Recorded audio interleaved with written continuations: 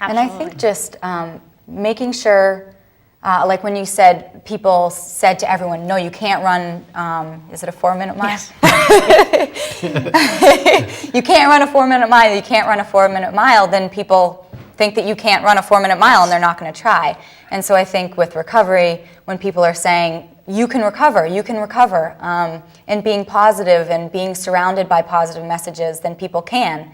And I think that's something that we really, really emphasize is just people, and also the example, the living example of, and knowing a lot of different people also in the movement and saying, I know so many people that are in recovery and you can recover too, and just always being surrounded by positive messages. I think people are so sensitive to what's around them, especially when they're in a kind of feeling hopeless state, then they're really sensitive to what's around them. So I think that's a huge thing. Like at this recovery group that I lead, or I facilitate, it's really the group leads itself.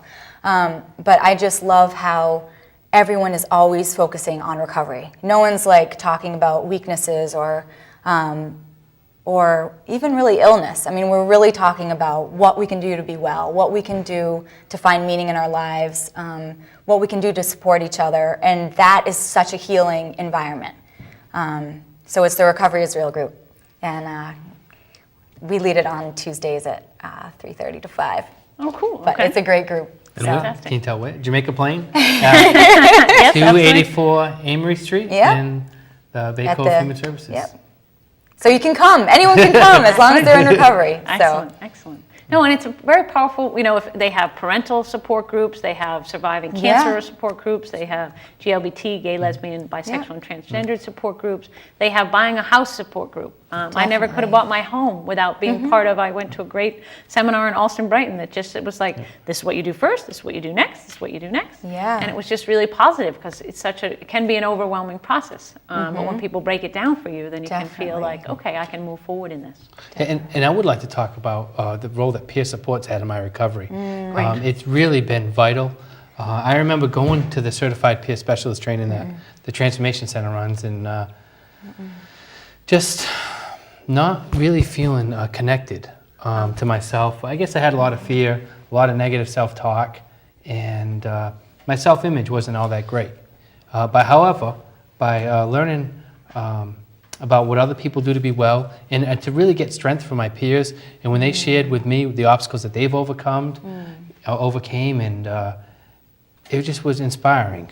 And it just really helped me to take a look at things, and by connecting with my peers, it gave me the strength to take a look at myself and to really see what was missing, and also to look at the beliefs and values that I had that were,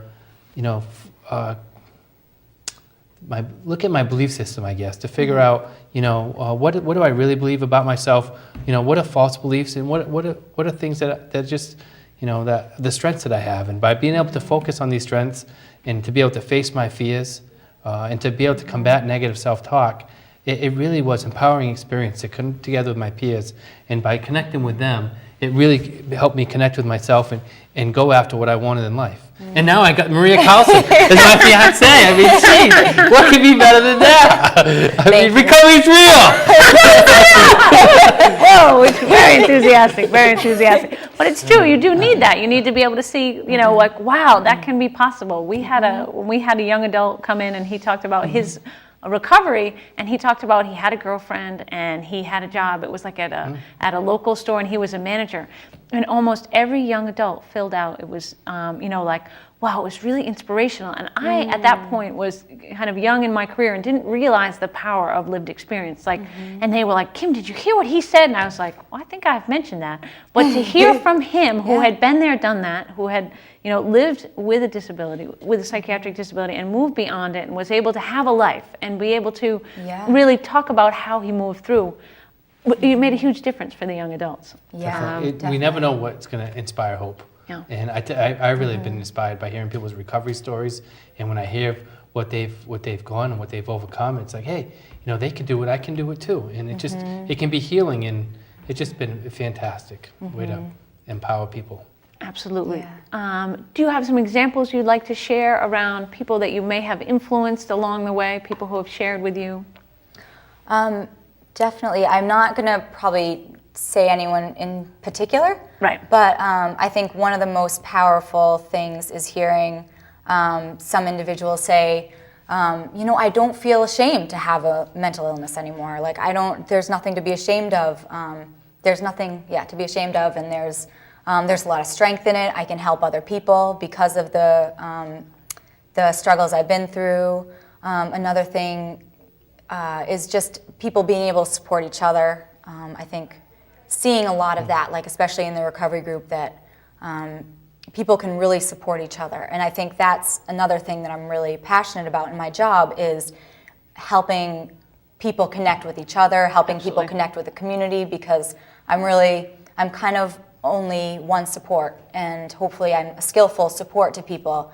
But really it's just in trying to help connect and just do what I can in the moment, or in a day, or in a relationship.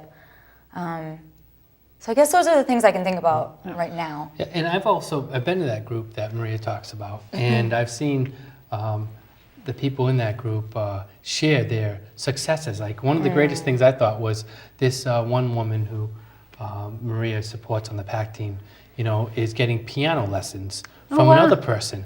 And she said, "Hey, you're my role model." And Neat. And then she said, "Wow, I'm somebody's role model." Yeah, And it was makes you just sit up a little wonderful. straighter, Yeah. like, Yeah, whoa. I really love both these people, and it's just been fantastic to see them grow in their recovery, and it's just been a great I love experience. seeing people become leaders, and just people in their recovery process, just healing and feeling stronger, and it's just amazing when people.